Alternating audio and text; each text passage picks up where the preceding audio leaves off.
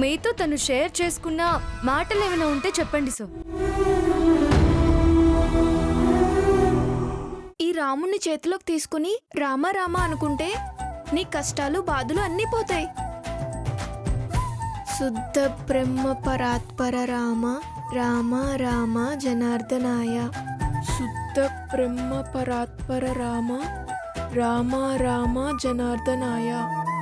ఆ రోజు తను నాకు చెప్పిన ప్రతి మాట ప్రతి క్షణం నాకు జ్ఞాపకమే. ఆ మాటే మంత్రం, ఆ మాటే మంత్రం.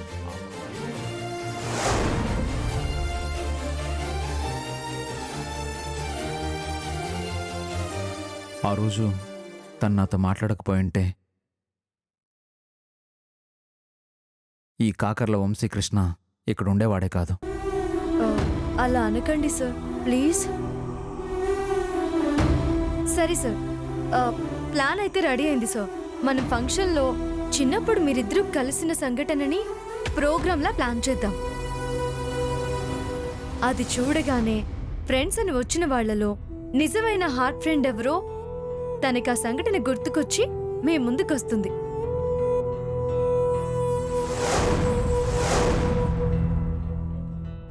చూసావా నిషా, సెక్రటరీ వసుంధర ఎంత తెలివైందో.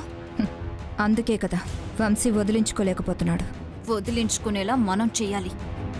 ఐడియా బాగానే ఉంది, బట్ వచ్చిన అమ్మాయిల్లో ఎవరికైనా సెల్ఫిష్నెస్ పెరిగి హార్ట్ ఫ్రెండ్ నేనని పోటీ పడితే? సార్, మీ హార్ట్ ఏదో మీరు గుర్తుపట్టలేరా చెప్పండి?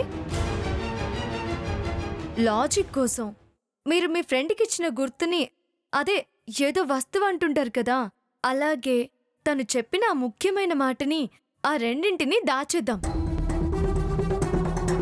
ఆ రెండు కరెక్ట్గా చెప్పడమే కాన్సెప్ట్గా పెడదాం. ఎక్సలెంట్. వాహ్, నీకు సలాం కొడుతున్నావు వసుంధరా. బ్రెయిన్ బేజా ఫ్రై చేసి ఐడియా చెప్పావు. ఇంత బ్రిలియంట్గా ఎలా ఆలోచించగలిగావు?